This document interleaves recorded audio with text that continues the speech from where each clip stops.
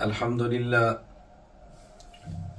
لله وحده لا شريك له والصلاة والسلام على من لا نبي بعده وعلى آله وأصحابه الذين أوفوا عهده أما بعد فأعوذ بالله من الشيطان الرجيم بسم الله الرحمن الرحيم ربنا آتنا في الدنيا حسنة وفي الآخرة حسنة وقنا عذاب النار اللهم صل على محمد وعلى آل محمد كما صليت على إبراهيم وعلى آل إبراهيم إنك حميد مجيد اللهم بارك على محمد وعلى آل محمد كما باركت على إبراهيم وعلى آل إبراهيم إنك حميد مجيد۔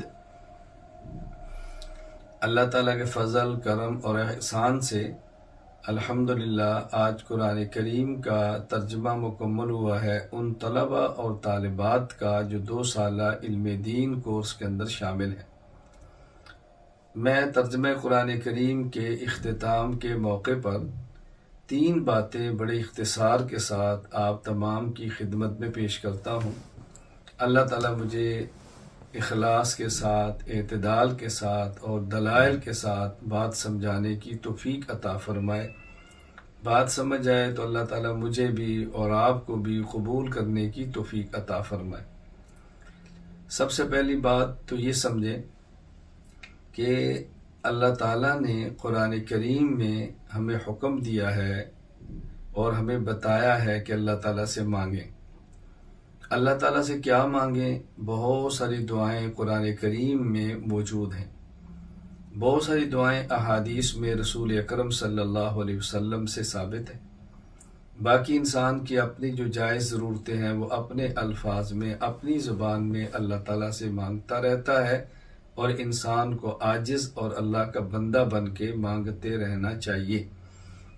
میں نے جو 3 باتیں بیان کرنی ان میں سے پہلی بات وہ یہ سمجھیں کہ ایک ہماری دنیا ہے اور ایک ہماری آخرت ہے۔ ہر شخص کی خواہش ہے اس کی دنیا اچھی ہو، اس کی آخرت بھی اچھی ہو۔ میں نے ابھی خطبہ میں قرآن کریم کی جو تلاوت کی ہے، ربنا آتنا فی الدنیا حسنۃ وفی الآخرۃ حسنۃ وقنا عذاب النار، اس میں یہ دعا میں نے مانگی ہے، آپ حضرات نے سنی ہے اور آپ نے بھی مانگی ہوگی کہ ہم اللہ تعالیٰ سے ایک دعا مانگتے ہیں کہ یا اللہ ہماری دنیا بھی اچھی فرما دے، ہماری آخرت بھی اچھی فرما دے۔ قرآن کریم کی تعلیمات ہی سے دنیا بھی اچھی ہوتی ہے اور قرآن کریم کی تعلیمات ہی سے آخرت بھی اچھی ہوتی ہے، اس لیے کہ قرآن کریم اس ذات کی جانب سے ہے کہ جس نے دنیا کو پیدا فرمایا، جس نے آخرت کو پیدا فرمایا، اس ذات کی جانب سے ہے جو ہمارے ماضی، ہمارے حال، ہمارے مستقبل کو جانتے ہیں۔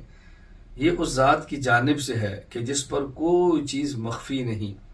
اللہ تعالیٰ بہت اچھی طرح جانتے ہیں انسان کس چیز کی وجہ سے کامیاب ہوتا ہے، کس چیز کی وجہ سے ناکام ہوتا ہے، پھر اس کو سمجھانے کے لیے اپنے پیارے پیغمبر نبی الانبیاء، سید الانبیاء، امام الانبیاء، خاتم الانبیاء صلی اللہ علیہ وسلم کو مبعوث فرمایا، بھیجا، تاکہ وہ اپنی مبارک زبان سے اور اپنے مبارک عمل سے ہمیں یہ باتیں سمجھائیں۔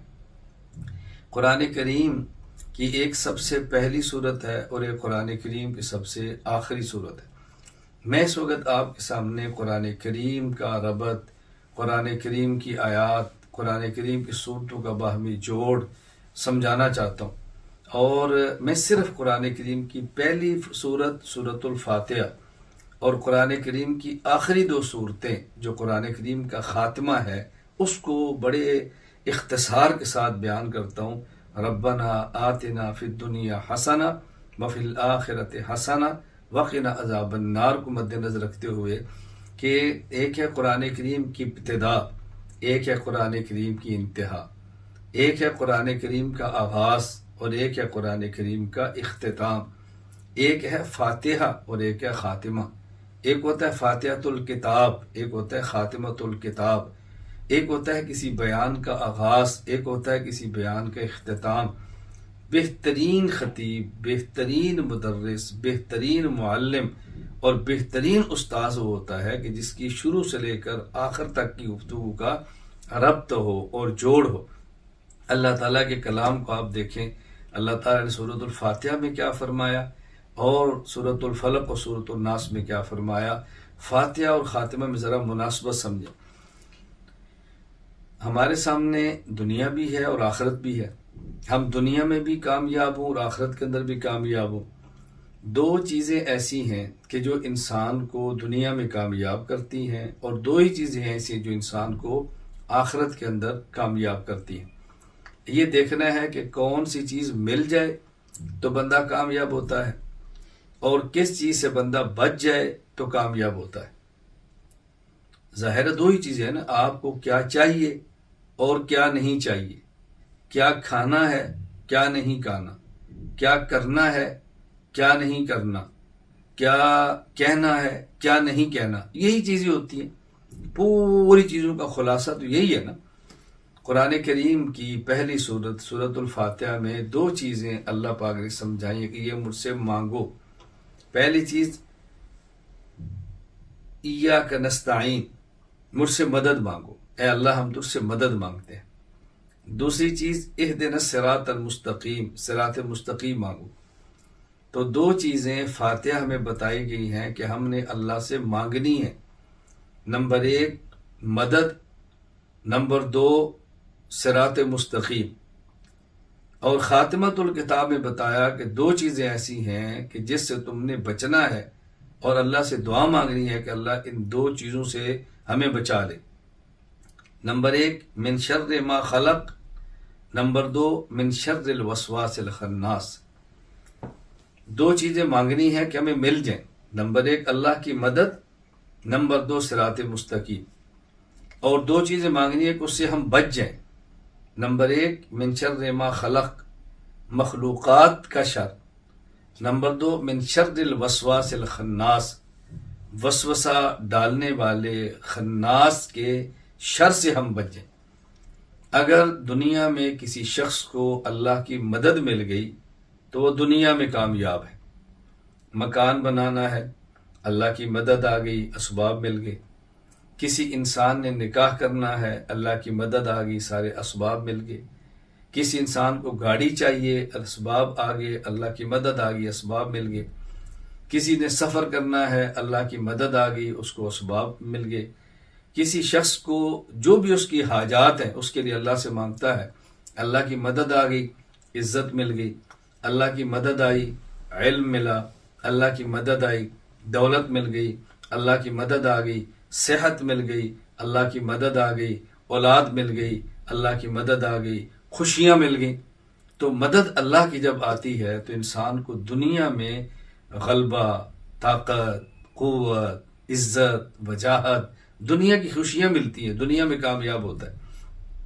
اور جب انسان کو صراط مستقیم مل جاتا ہے تو صراط مستقیم ملنے سے، صراط مستقیم پر چلنے سے انسان کی پھر آخرت سنورتی ہے۔ کیوں؟ آخرت کے سنورنے کا مدار اللہ کی رضا پر ہے، اور جب صراط مستقیم اللہ دیتے ہیں تو اس کا معنی کہ اللہ راضی ہے۔ صراط مستقیم پر میری مفصل گفتگو بھی ہے، میرا کورس بھی ہے، تفصیلی بیان بھی ہے کہ صراط مستقیم کا معنی کیا ہے، صراط مستقیم کی علامت کیا ہے، صراط مستقیم پر چلیں تو اللہ کی طرف سے انعام کیا ہے۔ یہ بڑی تفصیل سے باتیں سمجھانے والی ہیں۔ تو اللہ کی مدد مل جائے تو دنیا بہتر، اور صراط مستقیم مل جائے تو آخرت بہتر۔ تو فاتحۃ الکتاب میں بتایا ہے کہ تم کیا مانگو کہ تمہیں ملنا چاہیے، اور خاتمۃ الکتاب میں بتایا ہے کہ تم نے کس سے بچنا ہے، اور مجھ سے مانگو کہ میں تمہیں ان چیزوں سے بچاؤں۔ نمبر ایک من شر ما خلق، اللہ مخلوقات کے شر سے بچا لے۔ مخلوقات کتنی زیادہ ہیں، ہمارے علم میں تو ساری نہیں ہیں، مخلوقات کے شر سے بچا لے۔ جب انسان مخلوق کے ظاہری شر سے بچتا ہے تو انسان کی دنیا محفوظ ہوتی ہے۔ دنیا میں آگ سے بچ گیا، پانی سے بچ گیا، یعنی وہ آگ جو جلا رہی ہے بندے کو، وہ پانی جو بہا رہا ہے، سیلاب کی صورت میں آ رہا ہے، زلزلے آ رہے ہیں، تباہیاں آ رہی ہیں، ایکسیڈنٹ ہو رہے ہیں، بیماریاں آ رہی، کتنی چیزیں. تو جب انسان ان چیزوں سے بچتا رہتا ہے تو ظاہر انسان کی دنیا بظاہر بہت اچھی ہوتی ہے، دنیا کے نقصانات سے بچ جاتا ہے، دنیا کے ضرر سے بچ جاتا ہے. من شر ما خلق ومن شر الوسواس الخناس، اور وہ لوگ جو وسوسے ڈالتے ہیں، من الجنت والناس، جنات یا انسان وسوسے ڈالتے ہیں اور انسان کے شبہات پیدا کر کے انسان کے عقائد تباہ کرتے ہیں، انسان کو فکری طور پہ تباہ کرتے ہیں، فکری طور پہ برباد کرتے ہیں سب چیزیں. فرمایا ان کے وسواس سے تم بچو. یہاں میں تھوڑی سی بات کہہ دوں کہ اللہ تعالیٰ نے سورۃ الفلق میں فرمایا قل اعوذ برب الفلق من شر ما خلق من شر غاسق اذا وقب ومن شر النفاثات فی العقد ومن شر حاسد اذا حسد. یہاں تو 4 شر بیان کیے اور میں صرف ایک ہی کہہ رہا ہوں، مخلوقات کا شر. یہاں بات سمجھ لیں، پہلے میں مثال دیتا ہوں تاکہ آپ کو بات سمجھیں. ایک والد کا، والدہ کا، والدین کا بچہ کی سفر پہ جا رہا ہے تو وہ اپنے بیٹے کو بات سمجھاتے ہیں کہ بیٹا دیکھو سفر تمہارا لمبا ہے، تم ٹرین پہ جاؤ گے، ریل گاڑی پہ جاؤ گے، بس پہ، جس پر بھی ہے، بیٹا راستے میں نا خیال رکھنا، اپنا خیال رکھنا. اب پھر یہ بات ساری کہہ دی ہے، پھر تھوڑی سی بات کہتے ہیں بیٹا اگر کوئی بندہ تمہیں کوئی چیز کھانے کے لیے دے نا، تم نہیں جانتے تو نہ کھانا. اگر کوئی بندہ تمہیں چیز دے نا، اس کو رکھو میں آ رہا ہوں، تو نہ رکھ پکڑنا، کہ ایسا نہ ہو کہ اس کے اندر کوئی چیز ہو، کوئی ممنوع چیز ہو، کوئی غیر قانونی ہو. اچھا اسی طرح اگر کوئی بندہ آپ سے کہے نا چیز کھا لو تو بیٹا بچنا، آپ اس کو جانتے نہیں ہو، کو کہے نا اس چیز کو اپنے پاس رکھ لو میں آ رہا ہوں تو خیال رکھنا. اسی طرح کوئی بندہ آپ سے آپ کا نمبر لے، نمبر دے، آپ نہیں جانتے، ذرا خیال رکھنا. اب دیکھو اصل بات کیا تھی، اپنا خیال رکھنا. لیکن وہ باتیں جو بطور خاص تھی آپ نے سمجھائی، بطور خاص نمبر نہ دینا، بطور خاص کسی چیز نہ کھانا، بطور خاص کسی کا سامان اپنے پاس نہ رکھنا، اسے عربی زبان میں کہتے ہیں تعمیم، تخصیص بعد تعمیم. پہلے عمومی ایک چیز بیان کر دی جاتی ہے، پھر اس کے بعد خاص چیزیں اس میں بیان کر دی جاتی ہیں. تو اللہ تعالیٰ نے بات سمجھائی قل اعوذ برب الفلق من شر ما خلق. یہ دعا مانگو کہ یا اللہ ہمیں مخلوقات کے شر سے بتا، یہ عمومی بات ہے. بطور خاص من شر غاسق اذا وقب، رات کی تاریکی میں ہونے والے بندے کے شر سے. من شر النفاثات فی العقد، جادوگروں کے شر سے. من شر حاسد اذا حسد، حسد کرنے والے کے حسد کے شر سے. تو پہلے عمومی بات فرمائی ہے، پھر بطور خاص رات کا شر، بطور خاص جادوگر کا شر، بطور خاص حاسد کا شر. کیوں ان کو بطور خاص اس لیے فرمایا کہ یہ وہ ہیں کہ جن کے شر عام طور پہ نظر نہیں آتے. دن کو کوئی بندہ حملہ کرتا ہے تو نظر آ رہا ہے، اور رات کو اچانک حملہ کرے تو نظر نہیں آتا. اسی طرح اگر کوئی شخص ڈنڈا مارے تو نظر آ رہا ہے، اور اگر جادو سے حملہ کرے تو نظر نہیں آ رہا. اسی طرح ایک شخص صاف لفظوں میں گالیاں دے تو نظر آ رہا ہے، ایک حسد کی آگ میں جل رہا ہے اور خلاف پلان بنا رہا ہے تو نظر نہیں آ رہا. تو جو چیزیں نظر آتی ہیں ذرا بچنا آسان ہوتا ہے، جو نظر نہیں آتی ذرا بچنا مشکل ہوتا ہے. اس لیے فرمایا بطور خاص رات کی تاریکی میں ہونے والا شر، بطور خاص جادو کا شر، بطور خاص حسد کا شر. اسے کہتے ہیں تخصیص بعد تعمیم. تو اصل یہی ہے کہ مخلوقات کے شر سے میں بچا. اللہ تعالیٰ نے فاتحۃ الکتاب اور خاتمۃ الکتاب میں کیسی مناسبت رکھی ہے، کیسا جوڑ رکھا ہے، اور ہمیں کیسی بات سمجھائی ہے کہ مجھ سے مدد مانگو، میری مدد مل گئی تو تمہاری دنیا بہتر ہے. مجھ سے صراط مستقیم مانگو، صراط مستقیم تمہیں مل گیا تو تمہاری آخرت بہتر ہے. مجھ سے مخلوقات کے شر سے پناہ مانگو، تم اس سے بچ گئے تو تمہاری دنیا بہتر ہے. اور وسوسہ ڈالنے والے خناس کے شر سے پناہ مانگو، تمہیں اس سے پناہ مل گئی تو تمہاری آخرت بہتر. اللہ اکبر، کیسی پیاری اللہ پاک نے ترتیب رکھی ہے. بس یہ ہے قرآن کو سمجھنا ہے، اور کس سے سمجھنا ہے؟ جو سمجھتا ہے اسے سمجھنا ہے، ماہر سے سمجھنا ہے. جس پر قرآن کھلا ہے وہی آپ کو یہ باتیں سمجھا سکتا ہے، باقی باتیں سمجھنی بہت مشکل ہوتی ہیں. تو ایک تو میں نے قرآن کریم کے فاتحہ اور خاتمہ، فاتحۃ الکتاب خاتمۃ الکتاب کے حوالے سے بات کی ہے کہ ہم نے دو چیزیں بطور خاص اللہ سے مانگنی ہے۔ نمبر ایک، اے اللہ تو ہماری مدد فرما۔ نمبر دو، اللہ ہمیں صراط مستقیم پر چلا۔ اور دو باتوں کے شر سے اللہ تعالیٰ سے دعا مانگنی ہے کہ اللہ ہمیں بچا دے۔ نمبر ایک، مخلوقات کے شر سے ہمیں بچا دے، اور نمبر دو، اللہ ہمیں وسوسہ ڈالنے والے خناس کے شر سے بچا دے۔ اب ہم اس دعا میں مخلص ہیں یا اس دعا میں مخلص نہیں، اس کا معیار کیا ہے؟ اس کا معیار یہ ہے، ہم وہ اسباب اختیار کرتے ہیں جس سے اللہ کی مدد آتی ہے تو اس کا معنی کہ مخلص ہے۔ ہم وہ اسباب اختیار کرتے ہیں جیسے صراط مستقیم ملتا ہے، اس کا معنی کیا؟ مخلص ہے۔ ہم وہ اسباب اختیار کرتے ہیں جس سے مخلوقات کے شر سے بچیں تو اس کا معنی دعا مانگنے مخلص ہے۔ ہم وہ اسباب اختیار کرتے ہیں کہ جس میں وسوسہ ڈالنے والے خناس کے شر سے بچیں، اس کا معنی کہ دعا مانگنے میں مخلص ہیں۔ اگر یہ اسباب اختیار نہیں کرتے اور دعا مانگتے ہیں تو اس کا معنی یہ ہے کہ مخلص نہیں ہیں۔ یہ پھر دعا نہیں، یہ مذاق ہے۔ یہ دعا نہیں ہے، یہ مذاق ہے، ٹھٹھا ہے۔ تو ہم اسباب کے پابند ہیں، اسباب کے پابند ہیں، تاثیر اسباب اللہ تعالیٰ ڈالتے ہیں۔ تو ہم نے مرکز اہل السنت والجماعت سرگودا پاکستان کے تحت، ای مرکز کے تحت، خانقاہ حنفیہ کے تحت یہ پوری ترتیب بنا رہے ہیں کہ اللہ تعالیٰ ہمیں یہ بات سمجھنے کی اور دوسروں کو سمجھانے کی اور عمل کرنے کی توفیق عطا فرمائے۔ ایک بات تو میں نے قرآن کریم کے فاتحۃ الکتاب اور خاتمۃ الکتاب کے حوالے سے کی ہے، آپ اس کو سمجھ لیں۔ ربنا آتنا فی الدنیا حسنہ وفی الآخرۃ حسنہ وقنا عذاب النار۔ اب جب آپ یہ دعا مانگیں گے نا تو آپ کو دعا مانگنے کا مزہ آئے گا کہ ہم دعا اللہ سے کیا مانگ رہے ہیں، اس آیت میں اللہ سے کیا مانگ رہے ہیں۔ اے اللہ ہماری دنیا بھی اچھی فرما دے، اے اللہ ہماری آخرت بھی اچھی فرما دے۔ اس کا معنی اللہ تو مدد بھی فرما دے، صراط مستقیم پر بھی چلا دے، اللہ مخلوق کے شر سے بھی بچا لے اور وسوسہ ڈالنے والے خناس کے شر سے بھی بچا لے۔ یہ دو چیزیں مل گئیں اور دو سے پناہ مل گئی تو انشاءاللہ اللہ تعالیٰ دنیا بھی بہتر فرما دیں گے اور اللہ تعالیٰ آخرت بھی بہتر فرما دیں گے۔ آج کی مجلس میں دوسری بات میں ایک قرآن کریم کے حوالے سے عرض کرنا چاہتا ہوں۔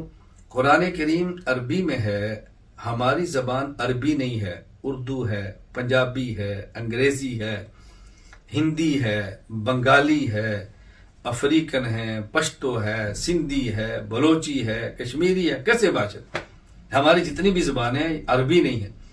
ہر زبان کے محاورات اپنے اپنے ہوتے ہیں۔ یہ ضروری نہیں ہے کہ جو عربی کے محاورات ہیں وہی ہمارے ہوں۔ ایک عرب محاورہ الگ ہوتا ہے، ہمارے الگ ہوتا ہے۔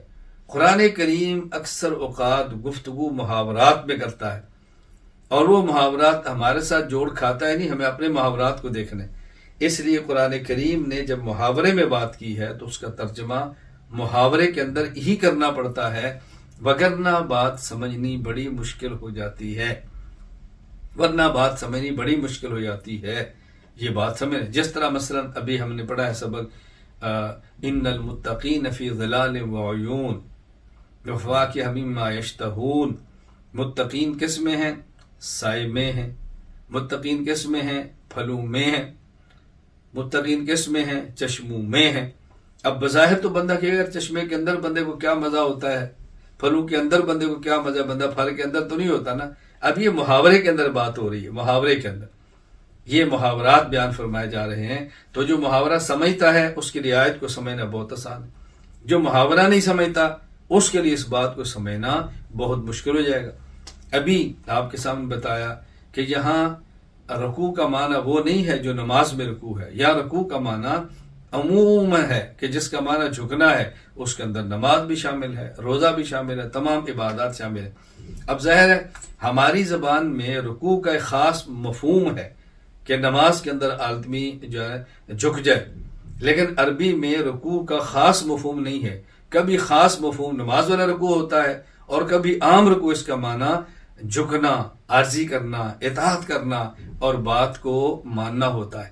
اب جب یہ عربی لغت کے اوپر آپ کو عبور ہوگا تو پھر اس کا مفہوم سمجھ آئے گا، وگرنہ لوگ قرآن کریم پر اعتراض کریں گے قرآن کیا کہہ رہا ہے۔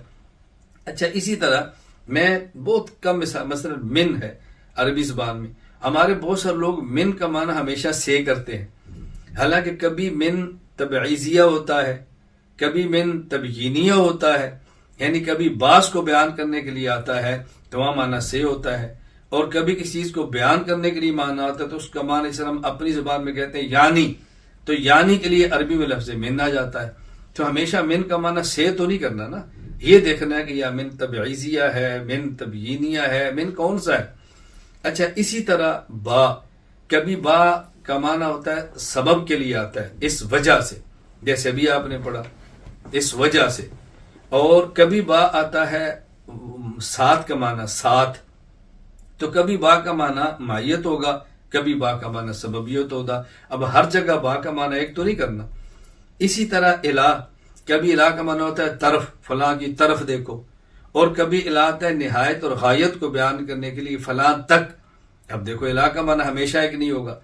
اسی طرح واو، کبھی اس کا معنی ہوتا ہے اور کبھی واو کا معنی ہوتا ہے سبب، دونوں معنی آتے ہیں۔ تو میں صرف ایک بات عرض کر رہا ہوں کہ قرآن کریم کو سمجھنے کے لیے محاورات بھی چاہیے اور حروف کے معنی پر نظر ہوتی ہے، یہاں کے صرف کا کیا معنی ہے، یہاں اس کا کیا معنی ہے، یہاں اس کا کیا معنی ہے، پھر قرآن سمجھ آتا ہے، وگرنہ قرآن کریم سمجھ میں نہیں آتا۔ ہماری آج کی مجلس کی تیسری بات وہ میں آپ حضرات کی خدمت میں عرض کرنا چاہتا ہوں کہ قرآن کریم کے ہر شخص پہ بنیادی طور پہ 3 حق ہیں، ویسے تو 4 حق ہیں، میں آگے بات کروں گا، لیکن بنیادی حقوق ہر شخص پہ قرآن کریم کے 3 ہیں۔ نمبر 1 قرآن کریم کو پڑھنا، نمبر 2 قرآن کریم کو سمجھنا، نمبر 3 قرآن کریم پر عمل کرنا، آگے نمبر 4 قرآن کریم کو پھیلانا۔ یہ میں الگ رکھ رہا ہوں، ہر شخص پہ حق وہ 3 ہیں، کیونکہ پڑھانا ہر شخص کے بس میں نہیں ہے، سمجھانا ہر شخص کے بس میں نہیں ہے، تفسیر ہر شخص میں نہیں ہے۔ میں کہتا ہوں جو ہر شخص کی ذات سے تعلق رکھتے ہیں وہ قرآن کے بنیادی طور پہ 3 حقوق ہیں۔ نمبر 1 قرآن پڑھنا، نمبر 2 قرآن سمجھنا، نمبر 3 قرآن پہ عمل کرنا۔ اب قرآن کو پڑھنا ہے تو کیسے، سمجھنا ہے تو کیسے، عمل کرنا ہے تو کیسے؟ پہلی بات جو قرآن کریم کو پڑھنا ہے وہ قرآن کو پڑھنا ہے کسی ماہر قرآن سے۔ قرآن کو ہر شخص سے نہیں پڑھنا، قرآن کو پڑھنا ہے ماہر قرآن سے۔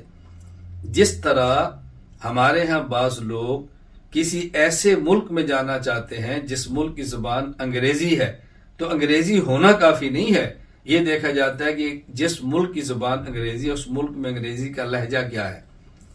عربی ہے تو عربی کا لہجہ کیا ہے؟ رسول اکرم صلی اللہ علیہ وسلم فرمایا اقرأ القرآن بلحون العرب، قرآن کریم کو عربی لہجے میں پڑھو۔ اب یہ عربی لہجے کا معنی وہ ترنم نہیں ہے، وہ سر نہیں ہے کہ جو عربی قاری لگاتے ہیں، یا لحون کا معنی ہے قرآن کریم کو مخارج کی ادائیگی کے ساتھ، تجوید کے ساتھ، تلفظ کے ساتھ پڑھو، جو عربی مخرج ہے اس کا خیال کرو۔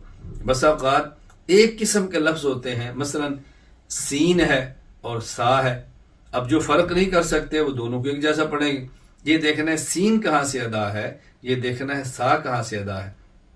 اچھا اسی طرح مثلا زال ہے، پھر زا ہے، پھر ضا ہے، پھر ضاد ہے۔ اب یہ چاروں بس اوقات لوگ ایک طرح کے پڑھتے ہیں، تو اللہ کے نبی صلی اللہ علیہ وسلم فرما رہے نہیں، جس طرح جس لفظ کو جہاں سے ادا کرنا ہے عربیت کے قانون کے مطابق ان کو وہاں سے ادا کرو۔ تو قرآن کریم کو پڑھنا ہے قرآن کے ماہر سے، ہر شخص سے نہیں، قرآن کے ماہر سے قرآن کریم کو پڑھنا ہے۔ پہلی بات یہ سمجھیں، جب ہم نے قرآن کریم کو قرآن کریم کے ماہر سے پڑھنا ہے تو اب پڑھنے والے کون ہیں؟ پڑھنے والے بچے بھی ہیں اور بڑے بھی ہیں۔ ہم جب بھی قرآن کریم پڑھنے کی بات کرتے ہیں تو بچوں کی کرتے ہیں۔ مولانا صاحب میرا بچہ ہے، وہ 5 سال کا ہو گیا ہے، 7 سال کا ہو گیا ہے، تو میں اس بچے کو قرآن کریم پڑھانا چاہتا ہوں، تو آپ کے پاس آن لائن قاری صاحب ہیں؟ میری بچی ہے، میں اس کو قرآن کریم پڑھانا چاہتا ہوں، کیا آپ کے پاس آن لائن کو قاریہ کو معلمہ ہیں؟ جب بھی لوگ رابطہ کرتے ہیں بچوں کے لیے کرتے ہیں، میں ان کو یہ بات سمجھاتا ہوں کہ بچوں کے لیے رابطہ بعد میں کرو، پہلے اپنے لیے رابطہ کرو کہ میں 40 سال کا ہو گیا ہوں، 50 سال کا ہو گیا ہوں، 60 سال کا ہو گیا ہوں اور میں قرآن کریم پڑھنا چاہتا ہوں، تو مجھے بتائیں میرے قرآن کریم پڑھنے کے لیے آپ کے بعد کسی استاذ کا انتظام موجود ہے؟ دیکھو بات اچھی طرح سمجھو، قرآن کریم اعلان کرتا ہے یا ایھا الذین آمنوا قوا انفسکم واہلیکم نارا، اے ایمان والو جہنم کی آگ سے پہلے خود کو بچاؤ اور پھر اپنے اہل کو بچاؤ، اپنی بیوی کو، اپنی اولاد کو، پہلے خود کو جہنم سے بچاؤ۔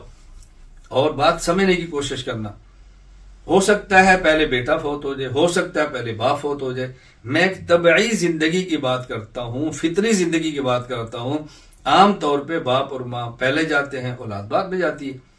اب ظاہر ہے ایک بچے کی عمر 5 سال ہے، باپ کی عمر 55 سال ہے، بچے کی عمر 4 سال ہے، باپ کی عمر، ماں کی عمر 40 سال ہے، تو ظاہر ہے عام طور پہ یہ 40 والی بات میں جائے گا، پہلے جائے گا نا، 5 اور 4 والا بعد میں جائیں گے۔ پہلے اپنی فکر کریں کہ میں نے قرآن کریم کو ٹھیک کیسے کرنا ہے۔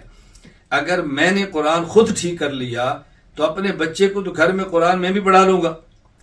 بھئی سوال یہ ہے کہ جب ہمارا بچہ گھر میں ہو، کسی والد کو انگریزی آتی ہو تو گھر میں اپنے بچے کو انگریزی پڑھا سکتا ہے، اگر اس والد کو قرآن کریم تجوید کے ساتھ آتا ہے تو اپنے گھر میں اپنے بچے کو قرآن کیوں نہیں پڑھا سکتا؟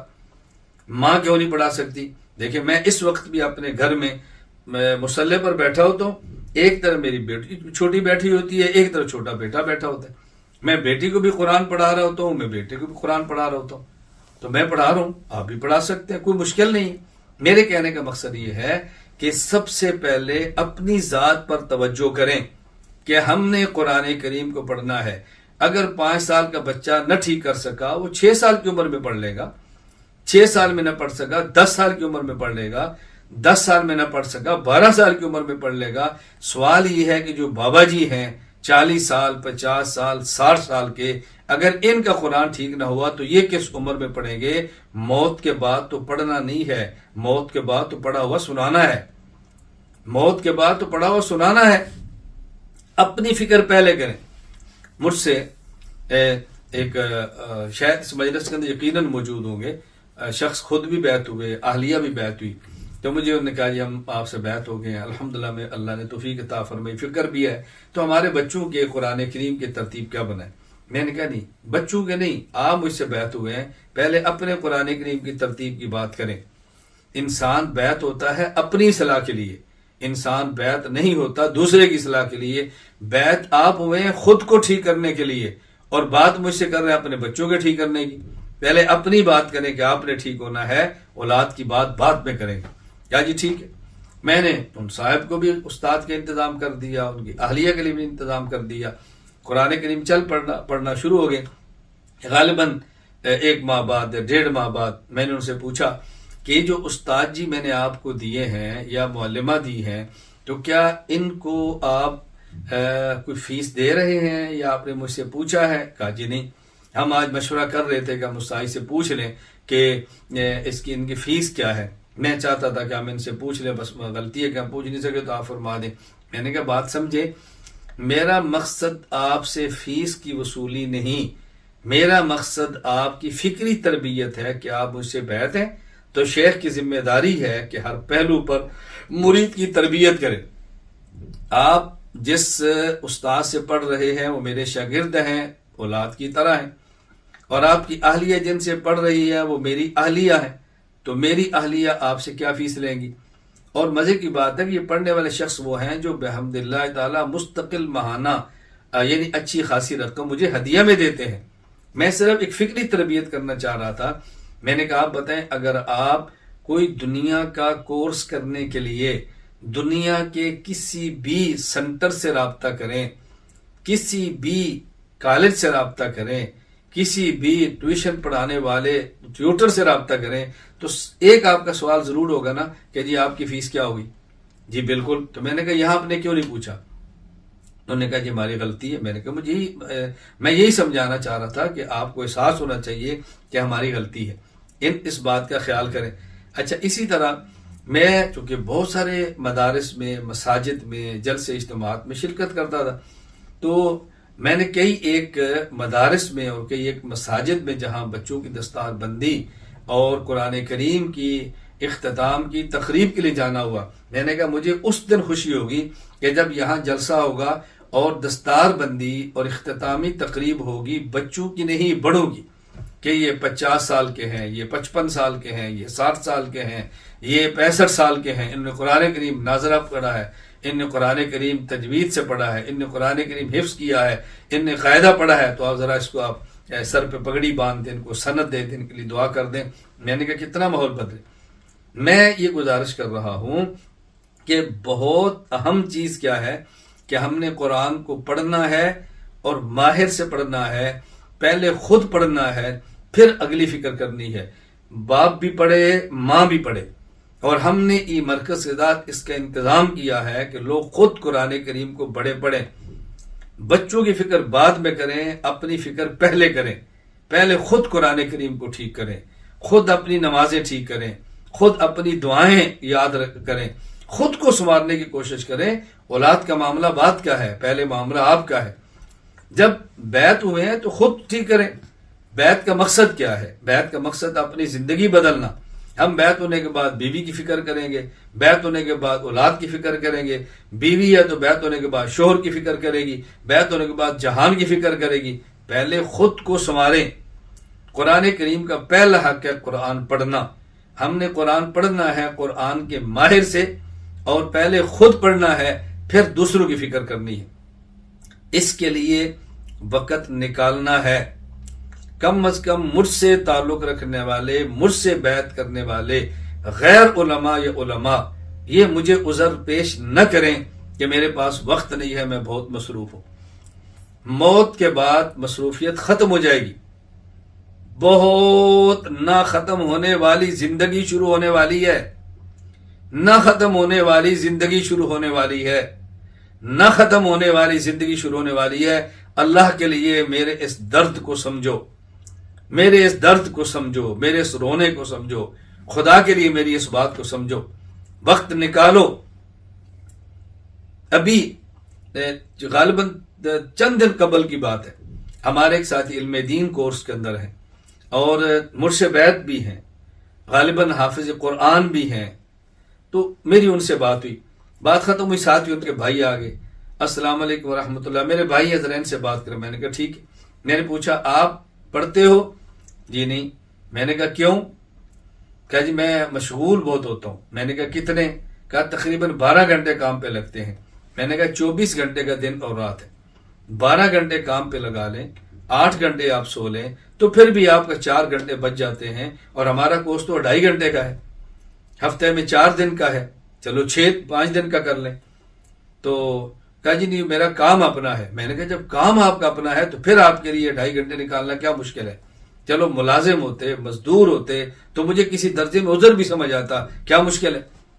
میں نے کہا بیٹا بات سمجھو، زیادہ کماؤ گے زیادہ لگاؤ گے، زیادہ کماؤ گے زیادہ پھنسو گے۔ پیسہ کم ہے تو چھوٹا مکان بنا لو گے، پیسہ بڑا ہے تو پھر کوٹھی بنگلہ بناؤ گے، پیسہ کم ہے تو چھوٹی گاڑی لے لو گے، جب پیسہ زیادہ ہے تو پھر بڑی گاڑی کی فکر کرو گے، پیسہ کم ہے تو دسترخوان پہ ایک کھانا آ جائے گا، پیسہ زیادہ ہے تو زیادہ آ جائیں گے، پیسہ کم ہے تو تھوڑے کپڑے ہیں، پیسہ زیادہ ہے تو کپڑے زیادہ ہوں گے۔ جتنے پیسے بڑھتے جاتے ہیں اسی طرح اس کے استعمال اور لگانے کے لیے بھی آدمی کو فکر پڑتی ہے۔ آپ کے لیے کیا مشکل ہے؟ کہا جی انشاءاللہ۔ میں نے کہا 2 سال علم دین کورس شروع ہونے والا ہے، آپ نے داخلہ لے کر مجھے میسج کرنا ہے کہ جی میں نے 2 سالہ کورس کے اندر داخلہ لے لیا ہے۔ آپ تمام احباب جو میری گفتگو سماعت فرما رہے ہیں، اگر آپ کا قرآن کریم تجوید کے ساتھ پڑھا ہوا ہے تو مجھے میسج کریں کہ جی الحمدللہ میں نے قرآن کریم تجوید سے پڑھا ہوا ہے۔ اگر پڑھا ہوا نہیں ہے تو پھر ای مرکز رابطہ کر کے مجھے اطلاع کریں کہ میں نے اپنی ترتیب بنا لی ہے اور میں نے قرآن کریم سیکھنا شروع کر دیا ہے، میری ترتیب بن گئی ہے، میں نے رابطہ کر لیا ہے۔ مرد بھی اور عورتیں بھی یہ نہیں کر سکتے تو پھر بیعت کسی اور سے قائم کریں۔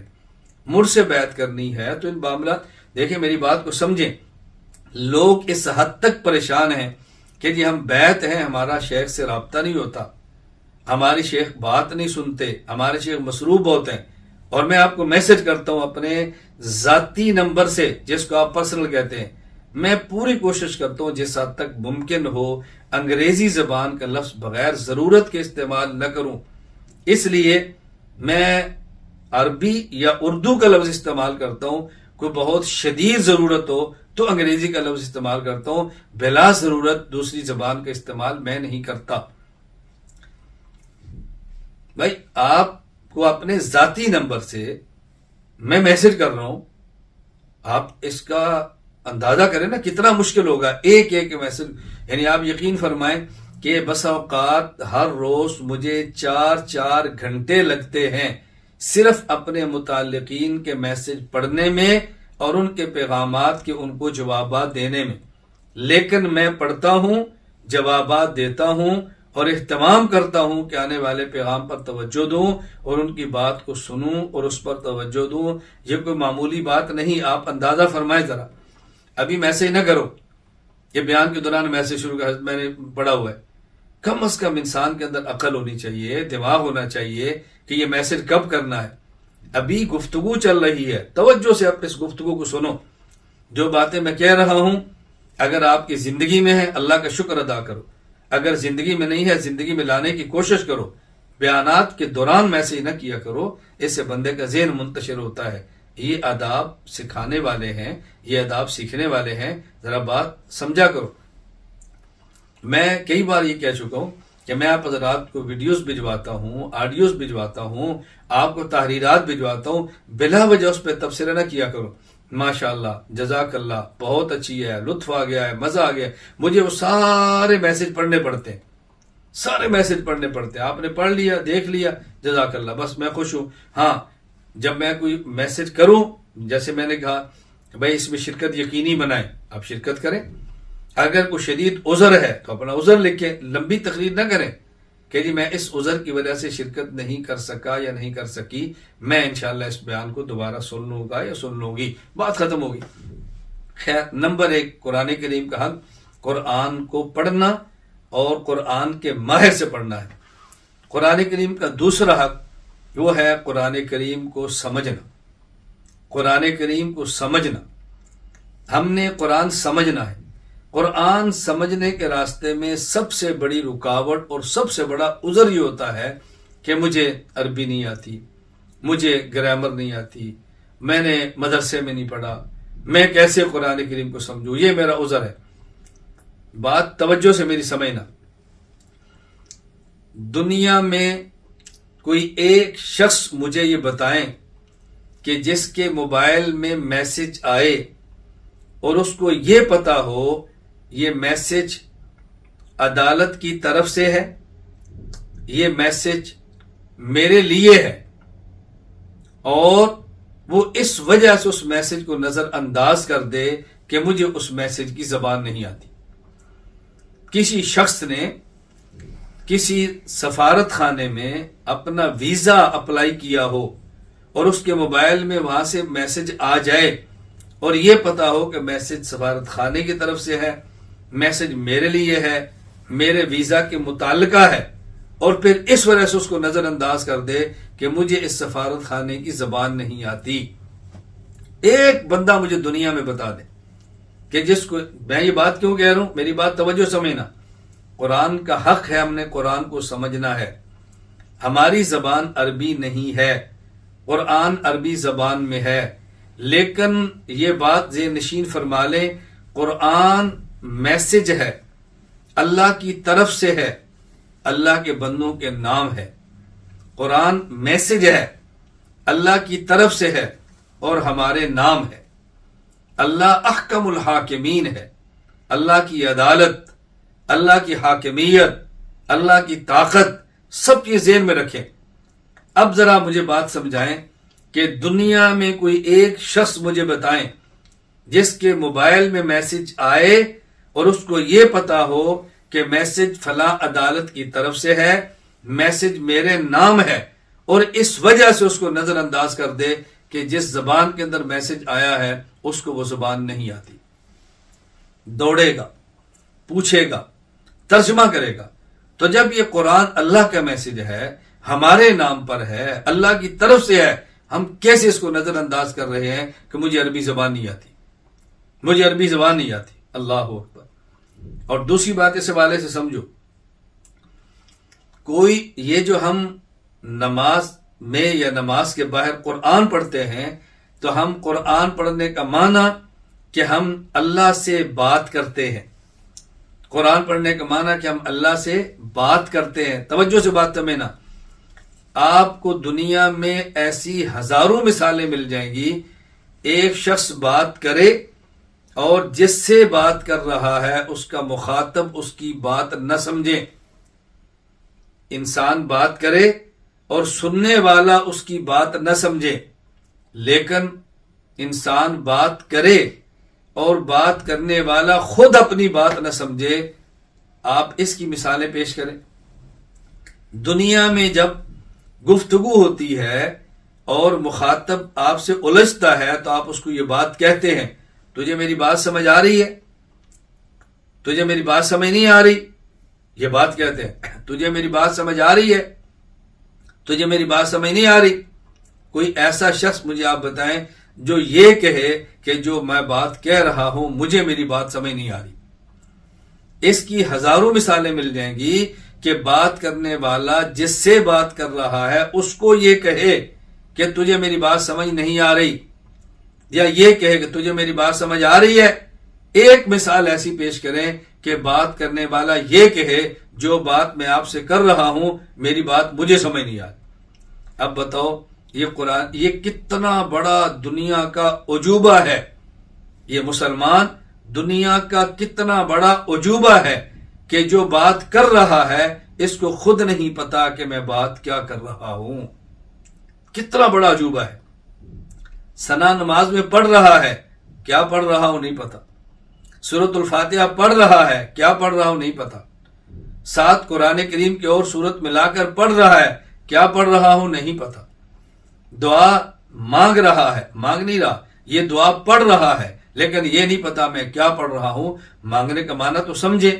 جب بغیر سمجھے دعا کی تلاوت ہو رہی ہے تو دعا پڑھ رہا ہے نا، یہ دعا مانگ تو نہیں رہا. کتنا بڑا دنیا کا یہ عجوبہ ہے. ذرا آپ حضرات توجہ فرمائیں. اس لیے میں نے عرض کیا کہ ہم نے قرآن کریم کو سمجھنا ہے، قرآن کریم کو سمجھنا ہے. اس کے لیے وقت نکالنا ہے. دنیا کے کسی ملک میں جائیں، وہاں ملازمت کرنی ہو اور وہاں کی زبان، اور ہم وہاں کی زبان سیکھتے ہیں، پیسے دے کر سیکھتے ہیں، انٹرنیٹ سے سیکھتے ہیں، یومیہ کی بنیاد پہ سیکھتے ہیں. میری مجبوری ہے، میں نے سفارت خانے جانا ہے، انہیں زبان انٹرویو لینا ہے، میری زبان نہیں تو ویزا نہیں لگے گا. یہ دنیا کا معاملہ اور آخرت کا معاملہ کتنا اہم ہے. نمبر 3، قرآن کریم کا تیسرا حق قرآن پر عمل کرنا ہے. قرآن کریم پر عمل کرنے کے لیے سب سے پہلی بات کہ قرآن کا مخاطب خود کو سمجھیں، پھر قرآن پہ عمل ہوگا. جب قرآن کا مخاطب خود کو نہیں سمجھیں گے تو پھر قرآن پر عمل نہیں ہوگا. میں جب قرآن کریم کی آیت پڑھوں گا کہ جھوٹے پر لعنت ہے تو میں دوسرے پر فٹ کروں گا، وہ جھوٹ بولتا ہے، قرآن کہتا ہے جھوٹے پر لعنت. تو میں سچ بولنا کیسے شروع کروں گا؟ میں سچ بولنا کیسے شروع کروں گا جب قرآن کہتا ہے حرام نہیں کھانا اور میں اس آیت کو دوسرے پر فٹ کرتا ہوں کہ دیکھو قرآن کہتا ہے حرام نہ کھاؤ، یہ کیسا مسلمان ہے حرام کر رہا ہے، میں حلال پر کیسے آؤں گا؟ قرآن کریم کہہ رہا ہے کہ فحاشی بے حیائی کے قریب نہ جاؤ. میں یہ آیت پڑھ کے دوسرے فٹ کرتا ہوں کہ دیکھو یہ کیسا مسلمان ہے، اس طرح بے حیا ہے. قرآن کریم پر عمل کرنے کے لیے سب سے پہلی ترتیب یہ ہے کہ قرآن کا مخاطب خود کو سمجھیں. اللہ مجھ سے بات فرما رہے ہیں، یہ اللہ مجھے یہ بات فرما رہے ہیں، پھر قرآن کریم پر عمل کی توفیق ہوگی. میں کتنی مثالیں دے کر بات سمجھاؤں. جس طرح رسول اکرم صلی اللہ علیہ وسلم نے حدیث پاک میں منافق کی علامتیں بیان فرمائی ہیں. بات کرتا ہے تو جھوٹ بولتا ہے، امانت رکھی جائے تو خیانت کرتا ہے، کسی سے وعدہ کرے تو خلاف ورزی کرتا ہے، وعدہ خلافی کرتا ہے. یہ علامتیں اس وجہ سے بیان فرمائی ہیں کہ ہر مسلمان سوچے کہ اس کے اندر یہ علامت تو نہیں ہے۔ ہم ان علامات کو پڑھنے کے بعد لوگوں پر فتویٰ لگاتے ہیں کہ اس کے اندر منافق کی علامت موجود ہے۔ تو یہ علامات اس لیے بیان نہیں کی کہ فتوے بازی کریں، یہ اس لیے بیان کی اپنے اندر غور کریں کہ یہ میرے اندر علامت موجود تو نہیں ہے، ایک بات۔ اور دوسری، قرآن کریم پر عمل کرنا ہے تو پھر کسی صاحب نسبت، متقی، عالم سے تعلق اصلاح کا قائم کریں اور اس کی صحبت میں رہیں۔ صحابہ کرام رضی اللہ عنہم اجمعین اس دنیا میں سب سے بڑے قرآن کے عامل تھے، انبیاء کے بعد، رسول اکرم صلی اللہ علیہ وسلم کے بعد صحابہ کرام سے بڑا کوئی قرآن پہ عمل کرنے والا نہیں۔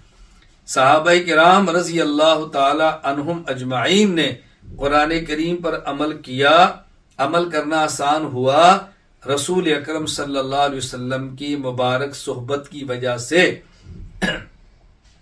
دیکھیں حضرت حنظلہ رضی اللہ تعالی عنہ حضرت صدیق اکبر سے ملے اور فرما رہے ہیں ابو بکر لگتا ہے میں منافق ہوں۔ کہا کیوں؟ کہا جب رسول اللہ صلی اللہ علیہ وسلم کی صحبت میں ہوں کیفیت اور ہے، اور جب گھر میں ہوں تو کیفیت اور ہے۔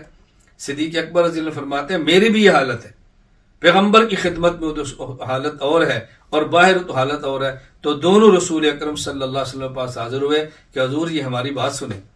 تو آپ نے کیا ارشاد فرمایا کہ جو تمہاری حالت ذکر اللہ میں، جو تمہاری حالت میرے پاس ہے، اگر یہی حالت تمہاری بازاروں اور بستروں پر رہے تو پھر تو فرشتے تم سے مسافر کریں۔ معلوم ہوا صحابی اگر پیغمبر کی صحبت میں ہے کیفیت اور ہے اور باہر ہے کیفیت اور ہے، تو بتائیں آج 1500 سال بعد ہماری کیفیت کیوں نہیں ہوگی؟ اگر قرآن کریم پر عمل کرنا ہے تو دو باتوں کا ہم خیال کر لیں۔ نمبر ایک، قرآن کریم کا مخاطب خود کو سمجھیں۔ نمبر دو، جس شیخ سے اصلاحی تعلق قائم کریں اس کی صحبت میں رہیں، آئیں اور جائیں نہیں، رہیں۔ آنا جانا الگ ہے، رہنا الگ ہے۔ قرآن کہتا ہے یا ایھا الذین آمنوا اتقوا اللہ وکونوا مع الصادقین، ایمان والو تقوی اختیار کرو اور صادقین فی التقوی کے ساتھ رہو۔ کتنا رہو؟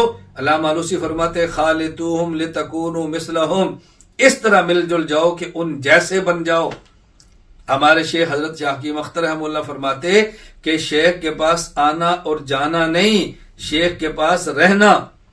ایک مرغی کے پروں کے نیچے انڈے 21 دن مسلسل رہیں تو بچے نکلتے ہیں، اور اگر رکھیں اور نکالیں اس سے انڈا نہیں نکل سکتا۔ پہلی بات اپنا شیخ بنائیں، دوسری بات شیخ کے پاس رہیں، اور میں اس سے بڑھ کے ایک بات کہتا ہوں کہ شیخ کی صحبت کے لیے تڑپیں کہ کون سا وقت ملے اور میں جاؤں، کون سا وقت ملے اور میں مجلس میں جاؤں، کون سا وقت اور میں بیٹھوں۔ ہمارے حضرت شاہ حکیم اختر رحمہ اللہ یہاں تک فرماتے کہ میرے پاس آؤ تو پھر نوافل سے زیادہ ترجیح میری مجلس کو دو، جتنا وقت گزار سکتے ہو میرے پاس گزارو۔ میرے پاس ایک بیعت ہوئے میرے مرید، تو میں شہر کا نام نہیں لیتا، دور سے سفر کر کے پہلے انہوں نے مجھے خط لکھا، ایک آدمی مجھ سے بیعت ہوئے اور مجھے خط لکھا کہ میرے اندر ایک بیماری ہے کہ میں ناجائز عشق کے اندر مبتلا ہوں، تو دعا فرمائے میری یہ بیماری ختم ہو جائے اور مجھے علاج پتہ ہے۔ میں نے کہا آپ 1 ہفتے کے لیے میرے پاس سرگودا مرکز خانقاہ تشریف لیں۔ وقت نکالا آگے، اب آ کر مجھے کہنے لگے میں کیا کروں؟ میں نے کہا معمول کی عبادت کریں، فرائض، واجبات، سنت، تلاوت، اذکار، بس ایک کام کریں۔ میں جب نکلتا ہوں سبق کے لیے، مسجد کے لیے، عقیدت کے ساتھ اپنے شیخ کو دیکھتے رہیں۔ 1 ہفتے بعد واپس گئے اور کہا جی الحمدللہ اللہ تعالیٰ نے میرے سے مرض کو ختم فرما دیا۔ میں عرض کرتا ہوں قرآن پہ عمل کرنا ہے تو پھر نمبر 1 قرآن کا مخاطب خود کو سمجھیں، نمبر 2 اپنے شیخ کی صحبت کے لیے تڑپیں، اور جو ہی وقت ملے فوراً پہنچے، وقت گزاریں۔ آپ دیکھنا زندگی بدلتی کیسی ہے، آپ دیکھتے ہیں قرآن پر عمل کی توفیق ملتی کیسے ہے، آپ دیکھنا زندگی میں قرآن آتا کیسے ہے، آزمائش ہے۔ لیکن جب ہم میں کون سی باتیں عرض کروں، آپ یقین فرمائیں جس طرح میں اپنے مریدین اور ان کے ساتھ تعلق رکھتا ہوں، کڑتا ہوں، رابطہ کرتا ہوں، چیزیں پہنچاتا ہوں، اللہ گواہ ہے شاید آپ کو اس کی کوئی مثال نہ ملے۔ اب میری ایک عادت ہے، شاید آپ کو اچھی نہ لگے، میں تقریباً ہر سال ایک میسج کر دیتا ہوں، بھئی آپ اپنی بیعت کو برقرار رکھنا چاہتے ہیں تو یہ فارم پر کر کے دوبارہ بھجوا دیں۔ کتنے لوگ ایسے ہیں 1 ماہ تک نہیں، کتنے لوگ ایسے ہیں 15 دن تک نہیں، کتنے ہفتہ تک نہیں۔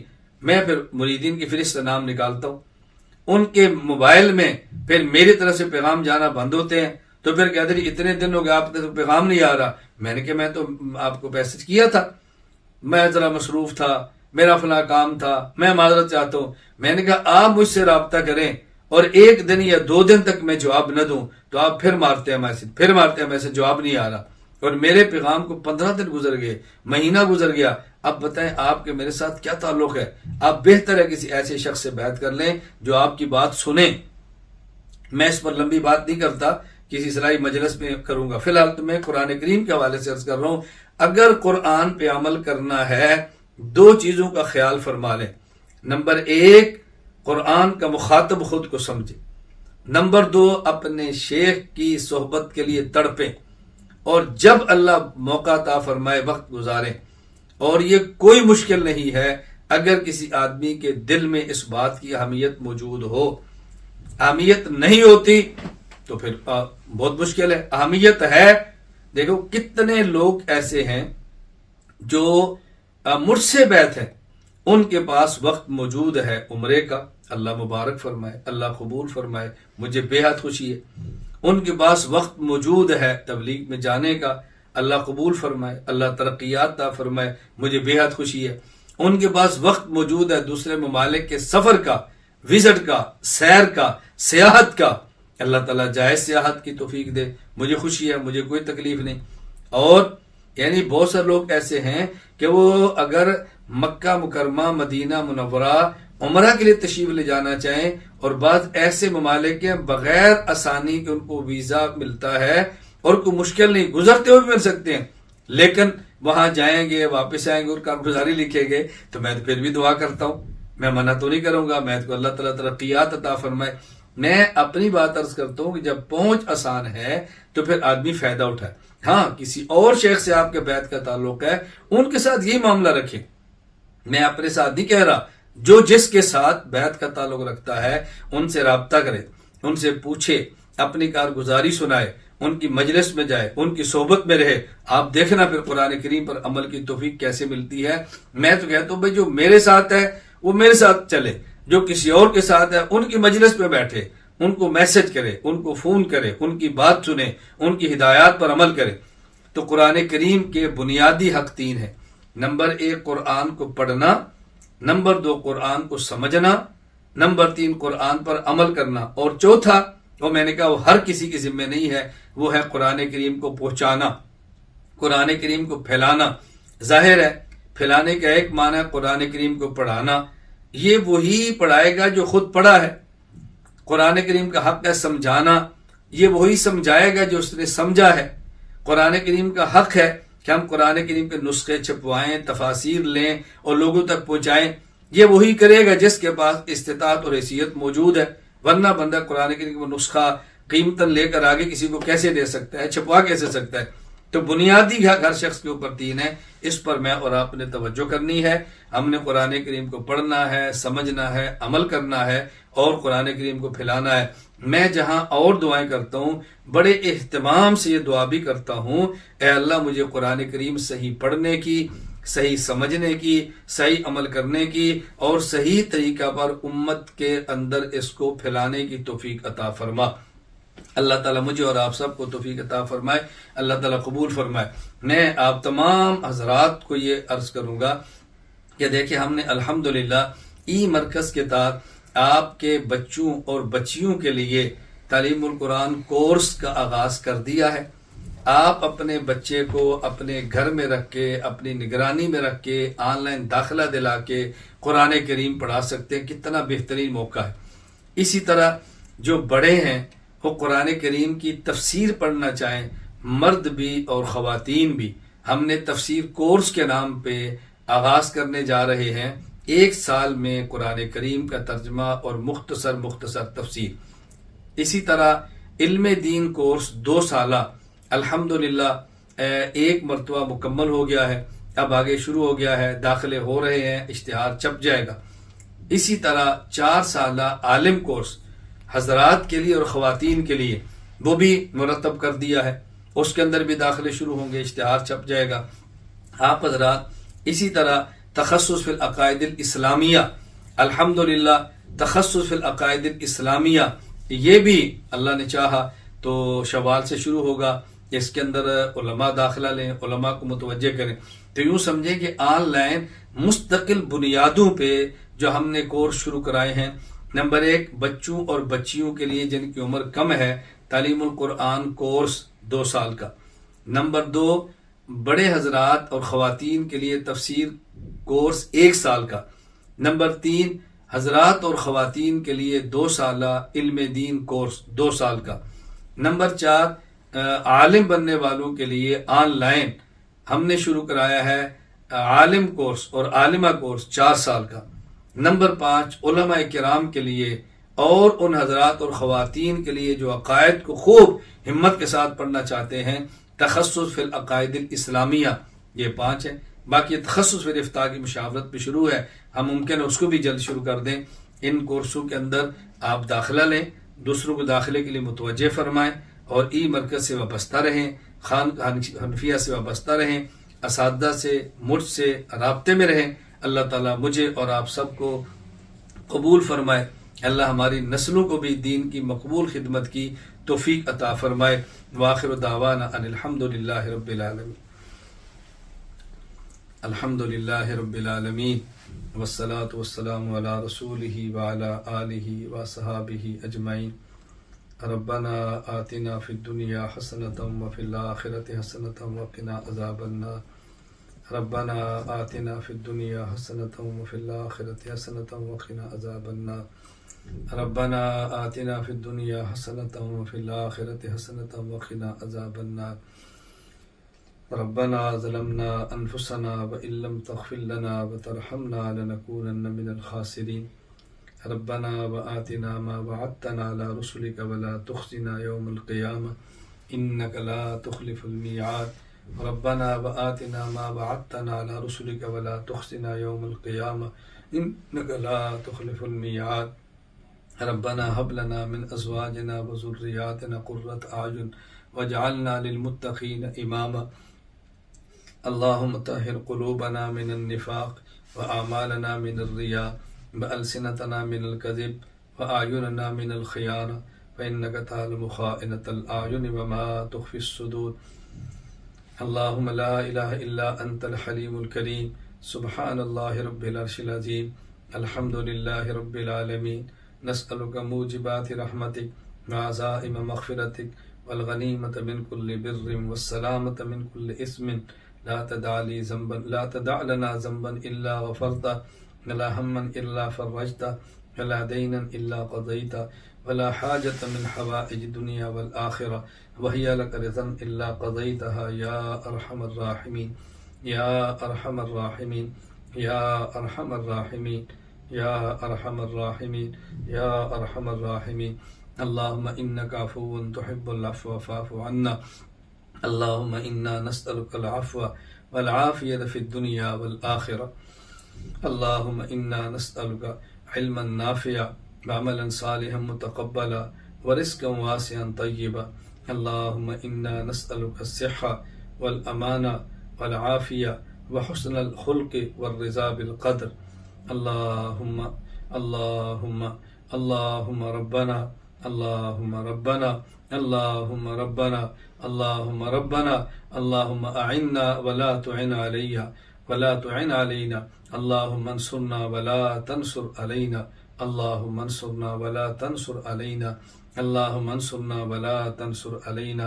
اے اللہ کریم، اللهم إنا نسألك رضاك والجنة، اللهم إنا نسألك رضاك والجنة، اللهم إنا نسألك رضاك والجنة ونعوذ بك من سخطك والنار۔ نعوذ بک من سخطک والنار، نعوذ بک من سخطک والنار۔ اللہ کریم تو ہماری مدد فرما، اللہ تو ہماری نصرت فرما۔ اے اللہ ہمیں صراط مستقیم پر چلنے کی توفیق عطا فرما۔ اے اللہ کریم ہمیں مخلوقات کے شر سے بچا۔ اے اللہ وسوسہ ڈالنے والے خنار کے شر سے ہماری حفاظت فرما۔ اے اللہ کریم تمہیں اپنی حفاظت میں لے لے۔ اے اللہ کریم اپنے فضل سے، اپنے کرم سے ہمارے گناہوں کو معاف فرما دے۔ اے اللہ ہماری خطاؤں سے درگزر فرما دے۔ اے اللہ ہماری جائز حاجات کو پورا فرما دے۔ اے اللہ ہماری مشکلات کو دور فرما دے۔ اے اللہ عافیت کے ساتھ دین کی خدمت کرنے کی، دین کی مقبول خدمت کرنے کی توفیق عطا فرما دے۔ اے اللہ کریم وہ ادارے، اے اللہ وہ مراکز، اے اللہ وہ جماعتیں، اے اللہ وہ اشخاص جو تیرے دین کی خدمت میں مشغول ہیں، اللہ تو ان کی مدد فرما، اللہ تو ان کی ضرورتیں پوری فرما۔ اے اللہ خزانہ غیب سے تو ان کو اے اللہ نواز دے، خزانہ غیب سے ان کو نواز دے۔ اللہ تو ہمیں بھی اپنے دربار کا محتاج بنا کر غیروں سے غنی فرما دے۔ اے اللہ اپنے دربار کا محتاج بنا کر غیروں سے غنی فرما دے۔ اے اللہ اپنے در کا محتاج بنا کر غیروں سے غنی فرما دے۔ اے اللہ ہماری کوتاہیوں کو معاف فرما دے۔ اے اللہ ہماری کوتاہیوں کو معاف فرما دے۔ اے اللہ ہماری کوتاہیوں کو معاف فرما دے۔ اے اللہ ہماری آنکھوں کی حفاظت فرما، اللہ ہماری زبان کی حفاظت فرما۔ اے اللہ ہمارے کانوں کی حفاظت فرما۔ اے اللہ سر کے بال سے لے کر پاؤں کے ناخن تک ہمارے جسم کے ایک ایک عضو کی حفاظت فرما۔ اے اللہ اپنی رضا کا فیصلہ فرما دے، اللہ اپنی رضا کا فیصلہ فرما دے۔ اے اللہ تو اپنی رضا کا فیصلہ فرما دے۔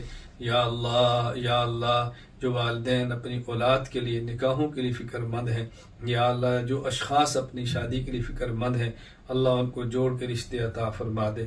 یا اللہ جن کو آپ نے رشتے، اے اللہ جن کے نکاح ہوگے ان کو نیک اولاد عطا فرما دے۔ اللہ جن کو اولاد دی ہے ان کی اولاد کو آنکھوں کی ٹھنڈک بنا دے، اللہ ان کی اولاد کو نیک بنا دے۔ اے اللہ ان کی اولاد کو راحت کا ذریعہ بنا دے۔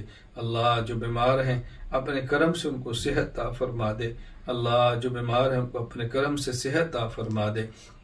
اللہ جو بیمار ہیں اپنے کرم سے ان کو صحت عطا فرما دے۔ اللہ جو مقروض ہیں ان کے قرضے اپنے کرم سے ادا کروا دے۔ اللہ جو مقروض ہیں ان کے قرضے اپنے کرم سے ادا کروا دے۔ اللہ جو مقروض ہیں ان کے قرضے اپنے کرم سے ادا فرما دے۔ اے اللہ اے اللہ اے اللہ جو شخص جس مشکل کے اندر ہے اس کی مشکل کو دور فرما دے، اللہ پریشانی ختم فرما دے، اللہ مصیبت ختم فرما دے۔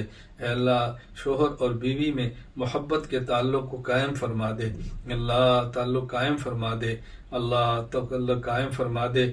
اللہ کریم ہمیں قرآن کریم پڑھنے کی، اللہ ہمیں قرآن کریم سمجھنے کی، اللہ ہمیں قرآن کریم پر عمل کی، اے اللہ ہمیں قرآن کریم کو پورے عالم میں پھیلانے کی توفیق عطا فرما دے۔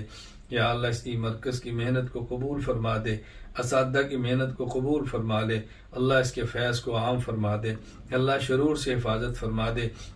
اے اللہ ہمارے مسجد کی تعمیر شروع ہے، اللہ اپنے کرم سے جلد تعمیر کے اسباب پیدا فرما دے۔ اے اللہ جلد تعمیر کے اسباب پیدا فرما دے، یا اللہ جلد تعمیر کے اسباب پیدا فرما دے۔ اے اللہ اہل علم، اہل ذکر، اہل خیر، طالبین حق کے قلوب کو مرکز کی طرف متوجہ فرما دے۔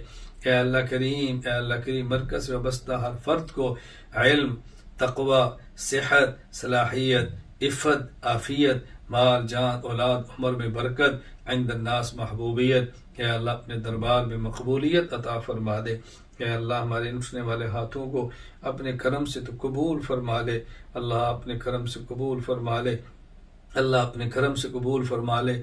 اے اللہ جو حضرات اس کورس میں شریک تھے ان کا پڑھنا قبول فرما لے، اللہ ان کو عمل کی توفیق عطا فرما دے، اللہ ان کو پڑھانے کی توفیق عطا فرما دے، اللہ ان کے علوم میں برکتیں دے دے، اساتذہ کے علوم میں برکتیں دے دے۔ اللہ کریم یہ نظام تو جانتا ہے ہم نے کس مقصد کے تحت کیا ہے، اللہ اگر ہمارے مقصد میں اللہ خرابی ہے، اگر نفس کی شرارت شامل ہے، اللہ تو اس کی اصلاح فرما دے، اے اللہ اصلاح فرما دے۔ اے اللہ مقصد جائز ہے، صحیح ہے، اللہ تو ہماری مدد فرما دے، اللہ تو ہماری مدد فرما دے، ہمارے راستے کی رکاوٹوں کو ختم فرما دے۔ اے اللہ پورے عالم میں اے اللہ مراکز ایسے قائم کروا دے جہاں پہ عقیدے کو بیان کرنے والے عقیدے کے لیے درسگاہیں بھی ہوں، اللہ اخلاق کی اصلاح کے لیے خانقاہیں بھی ہوں، اور مسائل بتانے کے لیے دارالفتاء بھی ہوں، اللہ اور ایسے افراد عطا فرما دے اے اللہ ہم نے اس محنت کو اس نہج پہ شروع کیا ہے کہ پورے عالم میں ایسے مراکز بن جائیں، پورے عالم میں افراد پیدا ہو جائیں، اللہ تو اس میں ہمیں کامیابی عطا فرما، اس کے لیے جو اسباب چاہیے اپنے کرم سے عطا فرما، اللہ جو ضرورتیں جو اپنے پوری کرم سے پوری فرما دے، اور اللہ ہمارے گناہوں کی وجہ سے ہمیں اس کام سے محروم نہ فرما، اے اللہ ہماری ناقدری کی وجہ سے ہمیں اس کام سے محروم نہ فرما، اے اللہ کریم ناقدری سے محفوظ فرما لے، اے اللہ اپنی نافرمانی سے محفوظ فرما لے، اے اللہ چھوٹے اور بڑے گناہوں سے ہماری حفاظت فرما دے، اے اللہ ہمیں سمجھنے والے دل عطا فرما دے، اللہ محفوظ رکھنے والے دماغ عطا فرما دے، اللہ حق کو بیان کرنے والی زبانیں عطا فرما دے، اللہ عافیت عطا فرما دے، اللہ تو عافیت عطا فرما دے، اللہ جو لوگ ہم سے توقعات وابستہ کر چکے ہیں اللہ کے اس پر پورا اترنے کی توفیق عطا فرما دے، یا اللہ کتنے لوگ ہیں جو مجھ سے وابستہ ہیں، اے اللہ میں جانتا ہوں بعض کے گھروں میں بیماریاں ہیں، اللہ تو شفا عطا فرما دے، بعضوں پر قرض ہیں اللہ تو ان کے قرض ادا فرما دے، اے اللہ بعض اولاد کے لیے فکر مند ہیں اللہ تو ان کی اس فکر کو دور فرما دے، پریشانیاں دور فرما دے، پریشانیاں دور فرما دے، اللہ تو ان سب کی مدد فرما دے، اللہ تو ان سب کی نصرت فرما دے، اللہ ان سب کی مدد فرما دے، اللہ تو ہم سب کی نصرت فرما دے، اے اللہ رمضان کے کتنے دن گزر گئے، اللہ ہم نے کتنی کوتاہیاں کی، اللہ کتنی کوتاہیاں کی، تو اپنے کرم سے معاف فرما دے، اللہ تو معاف فرما دے، اللہ آپ کی طرف سے تو ہر روز اعلان ہے، وہ ہے مجھ سے گناہوں کو معاف کروانے والا، ہم ہی سوئے ہوتے ہیں، اللہ آپ کا اعلان ہوتا ہے، کوئی ہے ہم سے رزق مانگنے والا، اللہ ہم سے کوتاہی ہوتی ہے، کوئی ہے مجھ سے مانگنے والا، اللہ ہم سے کوتاہی ہوتی ہے، اللہ تو کریم ہے، اللہ تو کریم ہے، اے کریم اللہ ہماری ان کوتاہیوں کو معاف فرما دے، اے اللہ ہماری ان کوتاہیوں کو معاف فرما دے، اللہ تو ہماری ان کوتاہیوں کو معاف فرما دے، اللہ ان کوتاہیوں کو معاف فرما دے، اے اللہ دین کی خدمت کرنے والوں کو جوڑ عطا فرما دے، اللہ توڑ سے محفوظ فرما دے، باہمی محبتیں پیدا فرما، اے اللہ باہمی اچھے تعلق عطا فرما، اللہ میں حسد، بغض، کینہ، اے اللہ بخل ان تمام بیماریوں سے بچا لے، اللہ شرافت، امانت، صداقت، حیا، شجاعت، اللہ ساری صفات ہمیں عطا فرما دے، اللہ انوار نبوت عطا فرما دے، قرآن کا نور عطا فرما دے، اللہ روزے کا نور عطا فرما دے، نمازوں کا نور عطا فرما دے، صدقات کا نور عطا فرما دے، دینی اعمال کا نور عطا فرما دے، اللہ ہمارے قلوب کو منور فرما دے،